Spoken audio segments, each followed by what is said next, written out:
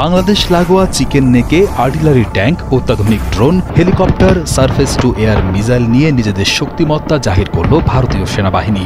তিস্তা প্রহার নামে এই সামরিক মহড়াটি অনুষ্ঠিত হয়েছে পশ্চিমবঙ্গের তিস্তা নদীর অববাহিকায়।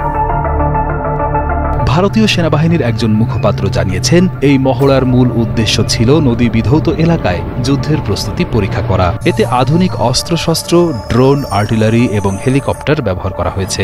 সেনাবাহিনীর দাবি, এই মহড়া তাদের দ্রুত অভিযান চালানোর সক্ষমতা এবং আধুনিক রণকৌশল দক্ষতা প্রমাণ করেছে। এছাড়া এই মহড়ায় সেনাবাহিনীর বিভিন্ন শাখা একযোগে অংশ নেয়, অর্থাৎ এটি ছিল জয়েন্ট কমব্যাট এক্সারসাইজ, যেখানে সেনা, বিমান ও প্রযুক্তি বিভাগ একসঙ্গে কাজ করেছে। এই মহড়াটি গত ৮ থেকে ১০ মে পর্যন্ত ৩ দিন ধরে চলেছে এবং এটি ভারতের শিলিগুড়ি করিডোরের বা চিকেন স্নেকের খুব কাছেই অনুষ্ঠিত হয়। এই করিডোরটি ভারতের মূল ভূখণ্ডকে উত্তর পূর্বাঞ্চলের সঙ্গে যুক্ত করেছে এবং এটি মাত্র ১৭ কিলোমিটার চওড়া। এটি ভারতের জন্য একটি অত্যন্ত স্ট্র্যাটেজিক একটি অঞ্চল। দিল্লির একটি সেনা সূত্র গণমাধ্যমকে জানিয়েছে, এটিকে সাধারণ রুটিন মহড়া বলা যাবে না, কারণ তিস্তা অঞ্চলে এত বড় সামরিক মহড়া সাম্প্রতিক সময়ে আর হয়নি। বিশেষজ্ঞদের মতে, এই মহড়ার মাধ্যমে ভারত প্রতিবেশী দেশগুলোকে একটি স্পষ্ট বার্তা দিতে চাইছে। এর মধ্যে একটা সূক্ষ্ম প্ররোচনার উপাদানও হয়তো আছে। এই ব্যাপারটি ড মোহাম্মদ ইউনূসের নেতৃত্বাধীন বাংলাদেশের অন্তর্বর্তী সরকারকে হয়তো খুশি করবে না।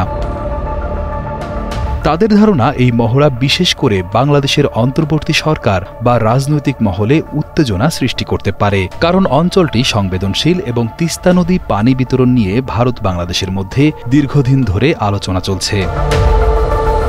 শিলিগুড়ি করিডোর বা চিকেন স্নেক ভারতের জন্য অত্যন্ত গুরুত্বপূর্ণ, কারণ এটি ভারতের উত্তর পূর্বের ৭ রাজ্যকে মূল ভূখণ্ডের সঙ্গে যুক্ত করে। শিলিগুড়ি করিডোর একটি সরু ল্যান্ড স্ট্রিপ, তাই একে সিঙ্গেল পয়েন্ট অফ ফেলিওর বলা হয়, যেখানে ছোট এক আক্রমণেই উত্তর পূর্ব ভারত বিচ্ছিন্ন হতে পারে।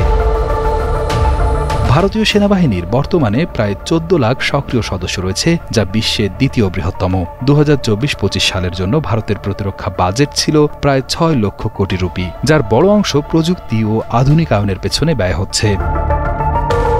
চিকেন স্নেক কেবল একটি ভূখণ্ড নয়, এটি ভারতের সামরিক, রাজনৈতিক ও বাণিজ্যিক স্থিতিশীলতার জন্য অত্যন্ত গুরুত্বপূর্ণ।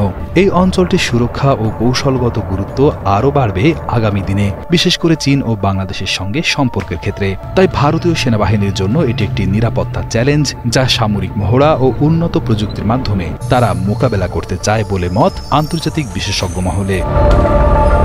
এই অঞ্চলটি ভারতের জন্য গুরুত্বপূর্ণ, কারণ এটি চীনের পশ্চিমাঞ্চল ও তিব্বতের খুব কাছাকাছি। চীনের সেনাবাহিনী যদি উত্তর পূর্ব ভারত থেকে ভারতীয় সেনা অবরুদ্ধ করতে চায়, তাহলে চিকেন নেকের কাছ থেকে ওই অঞ্চলটি বিচ্ছিন্ন হয়ে পড়বে। এর ফলে ভারতের উত্তর সীমান্তে চীনের অবস্থান আরও শক্তিশালী হয়ে উঠবে।